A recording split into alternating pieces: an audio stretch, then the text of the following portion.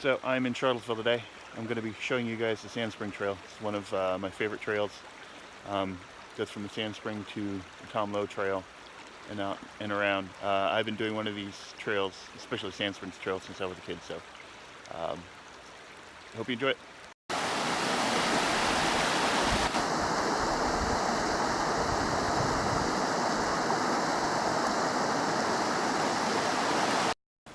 You start off on the service trail, and then the trail for the Sandspring is blue blazed. It breaks off to the left here. There's a little place right here that somebody made. If you remember this really big tree right here, all you have to do is remember the tree in the forest. So a little path that breaks off to the left hand side here.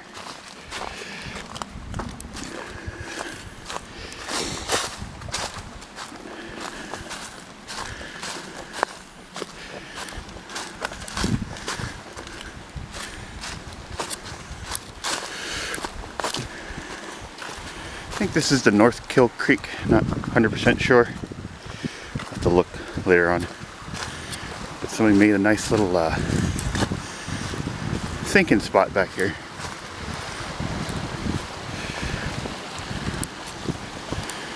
Put a nice little bench. And then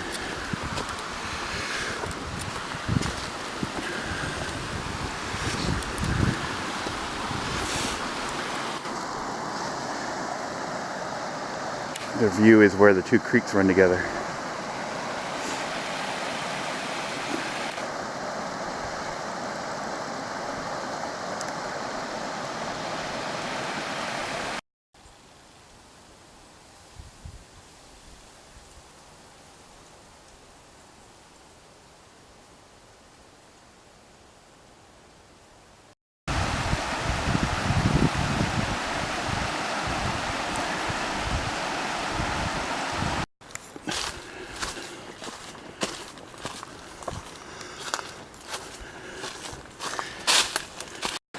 This is one of the creek crossings you have to do. The Sandspring Trail's all about water. You're walking along the creek most of the way till you get to the top of the mountain. But let's see if we can do this without getting soaked. One of the neat things about this water is that it's all sandstone. Rocks at least. So the water is like super clean, super clear. It makes a really good filtration system. That's kind of where the Sandspring gets its name. Somebody thought this tree tasted really good.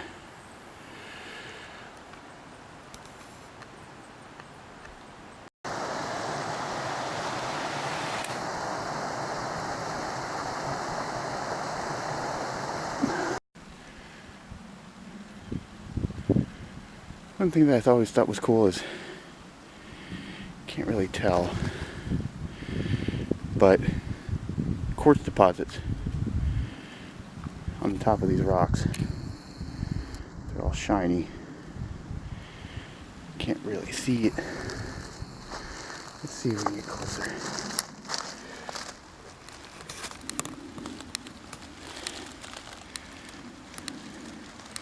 When it's not on the camera, it like shines like snow.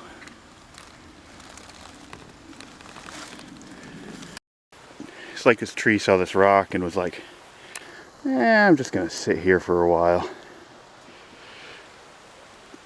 It's kind of moseyed over and sat on top of the rock. So last year they did a prescribed burn up here. Basically what a prescribed burn is they come to an area of forest that has a whole bunch of litter on the ground of leaves and old dead trees, and they burn it out, and that provides for a better place for young saplings and newer growth to grow. So as you walk up here, you'll see a lot of the remnants of that prescribed burn like the bottom of this tree all charred up. So it's definitely a good thing, especially on the blue, where years and years and years of litter have kind of piled up. So there's a ton of little springs that pop up all over the place along the trail. One thing you got to be careful about is watching the weather beforehand before you come out here, because there's a couple places that could get a little crazy when they're flooded, and make sure you're wearing the proper footwear unless you want wet feet, because the trail can get muddy.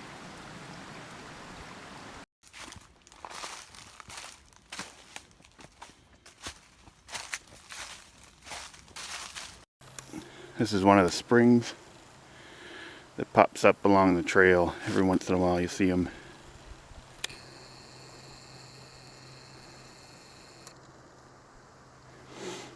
So it's pretty easy to make a spring through all the sandstone that's underneath here. It carves it out pretty well. So this place is full of them. Again, you know, mind your feet or you're gonna have a wet hike.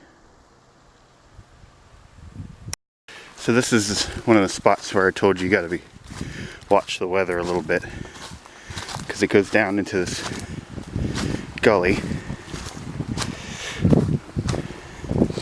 and if you come a day after really heavy rain, this is going to be fun in here, because you got this gully here where the creek runs next to, and it can get pretty soaked. I mean, it hasn't rained in a while, and it's pretty wet as it is. So during the summertime, this is nice and cool because the creek keeps it cool, and there's a couple little pools in here that are pretty decent size. So it's pretty neat to see, but like I said, you just got to be careful. So this is what starts the ankle breaker portion of our day, right before the Sandspring. But if anybody hikes frequently in Pennsylvania, this ain't anything. So should be used to rocks, because Pennsylvania's where boots go to die.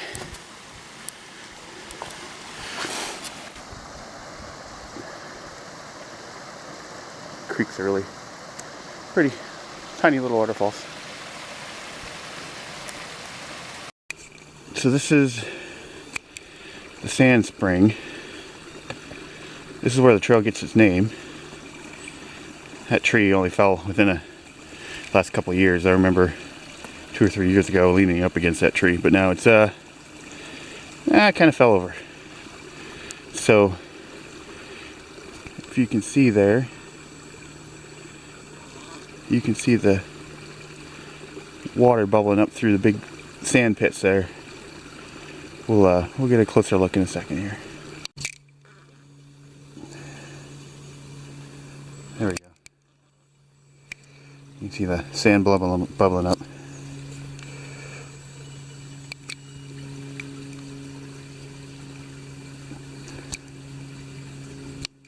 Alright, we're going to try something that you only should do with a waterproof camera. Oh!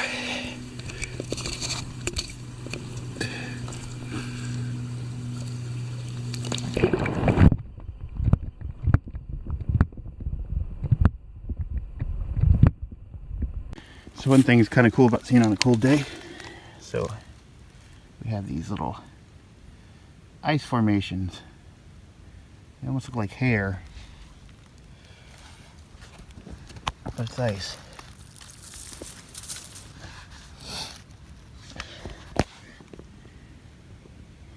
Pretty cool the way it formed underneath that little crust of mud there. Probably had a puddle or something in there and all froze that way. Neat stuff. Well, that mud didn't look as deep when I stepped on it, but yeah, it's a little deep. So yeah, and my left foot's a little moist. After a while the trail opens up again out into a clearing, Those are all blueberry bushes down there. So during the summertime, this place is full of blueberries and ferns. Actually, when I was a kid, it's kind of cool. This is the first place that I saw a black bear, like out in the wild. I saw one that my dad almost hit with the car once, but never, you know, out in the woods. So here's a little clearing that when you get to the top, to where the Sandspring Trail meets the Tom Low Trail. Tom Low Trail's over there. It's a good spot to stop and take a break, you know, eat something. It's 2.5 miles. There's a little bridge. Let's see if I can fall off the bridge.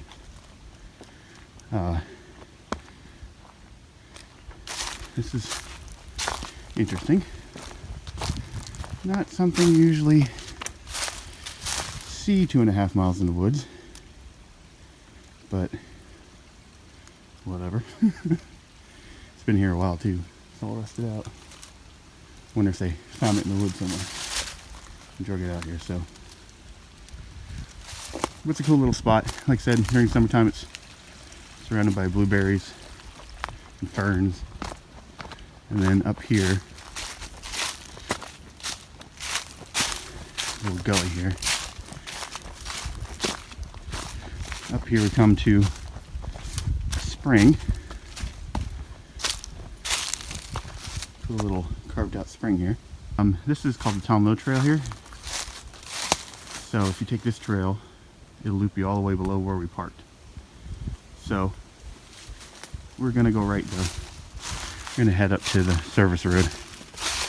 One of the cool things about this place is the history. So back in the 1700s, down in Shartlesville, there was a settlement of Amish folks, and a contingent of Lenape and Shawnee Indians attacked them. This was like during the time of the French and Indian War. There's lots of forts and stuff around here. Probably end up going to one of those and showing you guys that later on. Anyway, so they attacked this little settlement, killed a couple people, kidnapped a couple folks. There's a whole story about it. I'll put a link somewhere to the story. But so they had surrounded this house, and they were kind of waiting the settlers out. And one of the Indian kids was named Tom Lyon. So I think that's where the trail gets its name from. Not sure, because Loa in Pennsylvania Dutch and German, Loa is lion, so they called the kid Tom Lyon. So I'm assuming that's where it came from, but I could be wrong. But it's a pretty cool story. I mean, this place is, it's one of the things I love about Pennsylvania. It's just so full of history no matter where you go.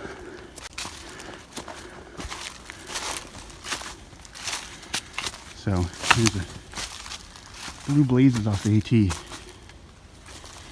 So here's the AT. And then on this side we have signs of Sandspring. That shows the spring, 200 yards.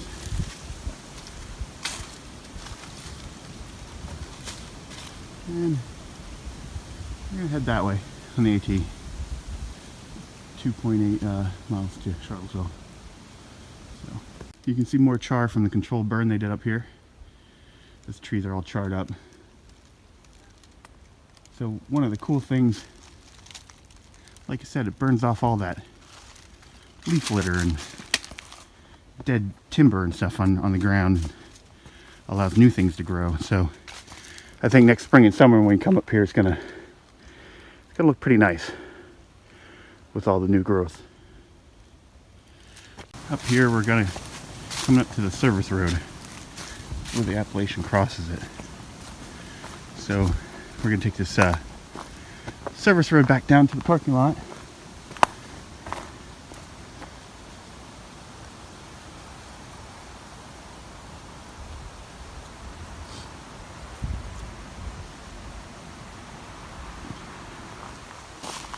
This service road runs from 183 all the way down to almost 61 and comes, I think it stops just beyond the Blue Mountain Academy. So it's a pretty cool trail to hike. The Appalachian goes across there. It's nice for a nice walk where you're not looking down the whole time. So that's what I'm going to be taking down, back down to the parking lot. This road you'll see big piles of rocks. That's where they store them to replenish the rocks in the Appalachian. You know, if hikers are complaining it's too easy, they come up and grab a pile and spread them out a bit. This service road, they have a stone wall that lines it for most of the way. That's what the rock piles were actually for. But I think it's cool. You can't really see it during the summer because it's usually covered in bushes. It's a haven for snakes though. You know, I always see at least one or two slithering away during the summertime, springtime. Come up here and warm themselves.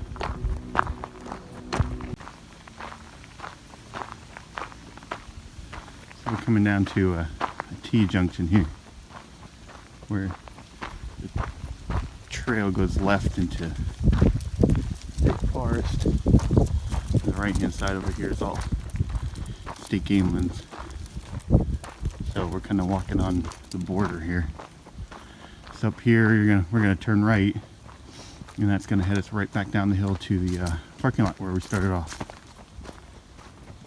Service road heads up to the left there. Sometimes during the year the Game Commission opens up the road to drive up, but we're gonna keep heading down the mountain. Like I said, that way, if you follow that way, it follows all the way out behind Blue Mountain Academy and almost to Port Clinton. The AT kind of runs right along the side of it too, so it's a nice escape. If you don't feel like walking a rocky AT, you can kind of come out and walk on the service road. So there's some cattails along the side of the trail here. That's one of those wilderness survival foods. If you find yourself stuck in the middle of the mountain and you're lost and you find some cattails, if you eat the pulp, usually closer to the bottom is best. It has it's very sustainable. It's a very good wilderness survival food. It doesn't taste half bad either.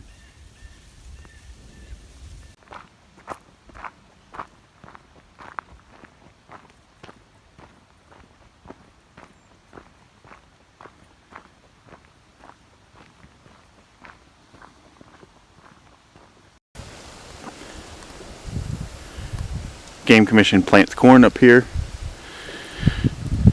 for the deer.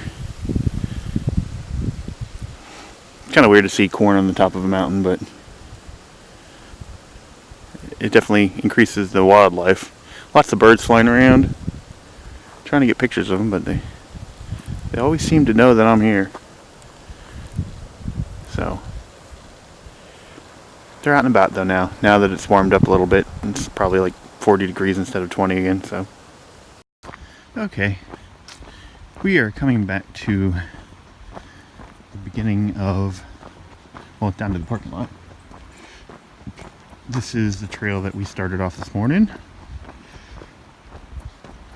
Right there. So our loop is complete. All right, it's a good day. We did about 6.1 miles from the parking lot to the Sandspring trail, or to the Sandspring is about 1.5, so round trip it's about 3 miles if you just want to go out to Sandspring and back. If you do the loop like I did, it was 6.15 miles. I did it in 3 hours with all the stopping and whatever. That's not a bad time. First part's kind of rocky, but once you get up to the surface trail, it's pretty easy. Found a SD card in the parking lot, so that could go many different ways when I get home and check it out. Hopefully it has some kind of determining factor or determining pictures on it that I can maybe find the owner and get it back to them. So, all right, time to go home for Thanksgiving. So have a great day.